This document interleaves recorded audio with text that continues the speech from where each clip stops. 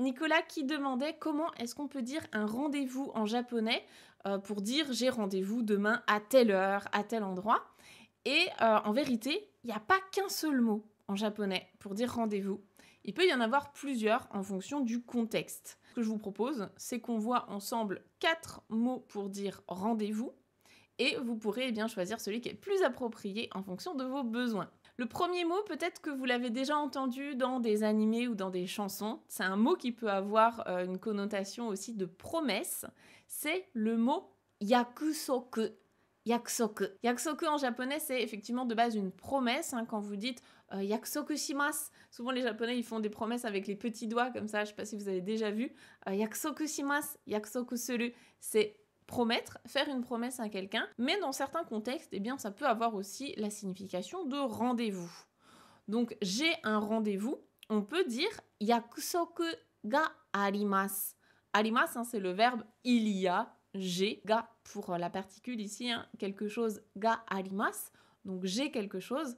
Yakusoku ga arimasu, j'ai un rendez-vous, ça peut fonctionner, c'est assez passe-partout. On peut préciser avec qui on a rendez-vous. Donc par exemple, j'ai rendez-vous avec un ami ou une amie ou des amis, en japonais ce sera pareil. Ce sera donc tomodachi to, en compagnie d'amis. Tomodachi to yakusoku ga arimasu.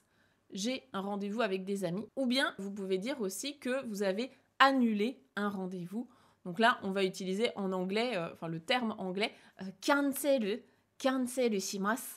Les japonais, ils aiment beaucoup mixer l'anglais et le japonais, ça donne des nouveaux mots en katakana. Donc, cancel shimasu, par exemple, getsuyobi no yakusoku, le rendez-vous de lundi, getsuyobi no yakusoku o cancel shimashita.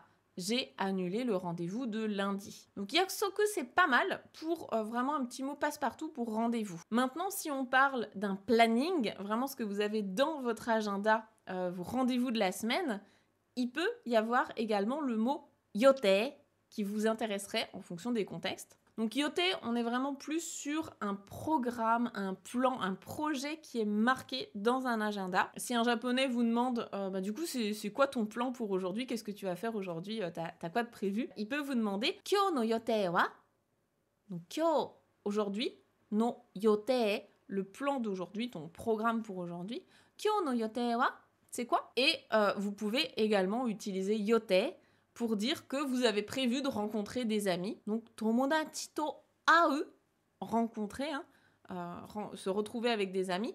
Tomodachi to au yote ga arimasu. J'ai un rendez-vous ou vraiment un plan pour rencontrer des amis. Donc là, c'est quand c'est marqué dans votre agenda, vous avez prévu de faire ça de votre journée.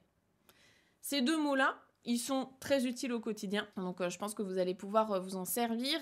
Peut-être plus au niveau JLPT 4, c'est vrai que yote en particulier, il y a tout un point de grammaire qui va avec ce petit mot. On en parle, il y a un cours dédié à ça dans la formation objectif JLPT 4. Vous pourrez utiliser ces deux-là tout le temps, vraiment, au quotidien. Je vais vous donner quand même 2 autres mots pour dire rendez-vous parce que peut-être que vous avez un rendez-vous amoureux, romantique, je ne sais pas ce que vous faites, mais ça peut arriver. Le premier qui est vraiment un grand classique, bien sûr, c'est le fameux deito.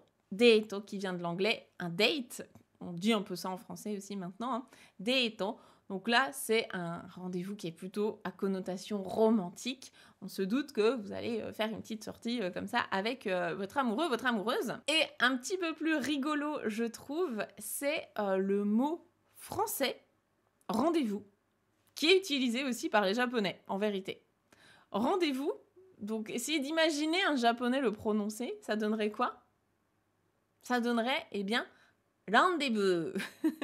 Ils ont toujours du mal avec le V, donc le V se transforme en B. Rendez-vous. Rendez-vous, c'est le mot rendez-vous et ça a encore une fois une connotation plutôt romantique. C'est vraiment un peu le rendez-vous romantique à la parisienne, qui est très fantasmé par les Japonais. Donc ce rendez-vous, ça va être aussi un date en fait, en quelque sorte. Voilà, donc pour résumer, les 4 mots que je vous recommande d'utiliser, en tout cas en fonction de vos besoins, c'est yakusoku, yote, deito et rendez-vous. Vous pouvez piocher là-dedans et voir un petit peu aussi comment les Japonais les utilisent au quotidien. Donc j'espère, Nicolas, avoir pu répondre à ta question et que du coup, la prochaine fois, tu pourras décrire ton planning directement en japonais.